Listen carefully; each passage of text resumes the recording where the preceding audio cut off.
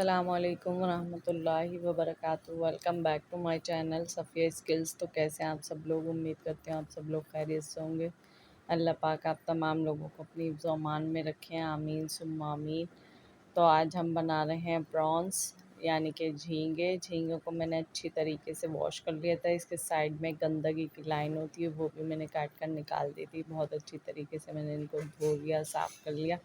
अब इसमें हम 2 टेबल स्पून कुटा हुआ अदरक लहसुन का पेस्ट शामिल कर रहे हैं। हल्दी थोड़ी सी शामिल करेंगे, बिल्कुल 1/4 टीस्पून से भी कम। नमक हस्बे ज़रूरत शामिल करेंगे हम। तो ये प्रॉन्स ना बहुत ही फ़ायदेमंद होते हैं और बहुत ही अच्छे से बनकर तैयार होते हैं। नमक हस्बे ज़रूरत हम डाल रहे हैं और इसमें बाकी के मसाले क्या क्या जाएंगे बता रही हूँ। काली मिर्च डाल रहे हैं 1 टेबल स्पून। तो ये प्रॉन्स मैंने लिए थे आधा किलो और ये इसमें आधा लीमू जाएगा।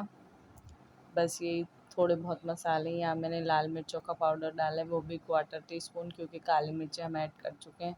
यहाँ मैं अजवाइन डाल रही हूँ, आप अपने हिसाब से डाल सकते हैं। मैंने थोड़ी सी डाली, थोड़ी सी बचा ली। अजवाइन का बहुत ही बढ़िया सा फ्लेवर इसमें निकल कर आता है। तो अब हम बहुत अच्छे तरीके से इसमें मसाले लगा देंगे, बहुत ही ज़्यादा अच्छी तरीके से हमने, ताकि सब तरफ सारे नमक मिर्च वगैरह चले जाएँ, यानी कि थोड़े प्रॉन्स फीके रह जाएँ और थोड़े मसाले वाले हो जाए।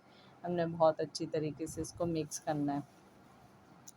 तो जब तक मैं मसाले मिक्स कर रही हूँ, चैनल पर अगर नए हैं तो प्लीज़ चैनल को लाइक शेयर एंड सब्सक्राइब करें और साथ में लगे बेल आइकन को लाजमी हिट करें, ताकि मेरी तमाम वीडियो का नोटिफिकेशन सबसे पहले आपको मिल सके। मसाले हम लगाकर आधे घंटे के लिए छोड़ देंगे। यहाँ मैंने ले लिया है कॉर्नफ्लोर और मैदा 1 टेबल स्पून। इसमें हम नमक डाल रहे हैं हस्बे ज़ायक़ा और थोड़ी सी कश्मीरी लाल मिर्च डाल रहे हैं और थोड़ी सी काली मिर्च कुटी हुई डाल रहे हैं, ताकि इसमें फ्लेवर आ सके।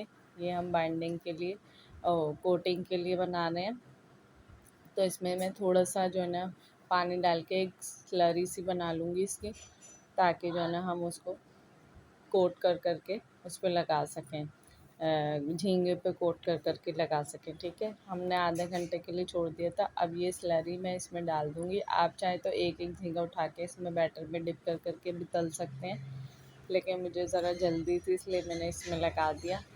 तो अब देख सकते हैं ये हमारे तमाम जो झींगे हैं वो कोट हो चुके हैं। अब हम इसको ऑयल गरम करके उसमें डालना स्टार्ट कर देंगे।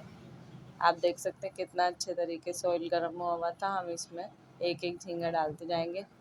अब मेरे एक हाथ में कैमरा था और एक हाथ में झींगे थे, इसलिए मैं पूरा शूट नहीं कर पा रही थी।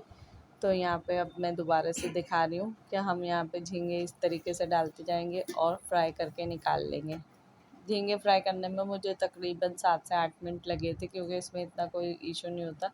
यहाँ आप देख सकते हैं हमारे झींगे बहुत अच्छी तरीके से फ्राई हो चुके हैं।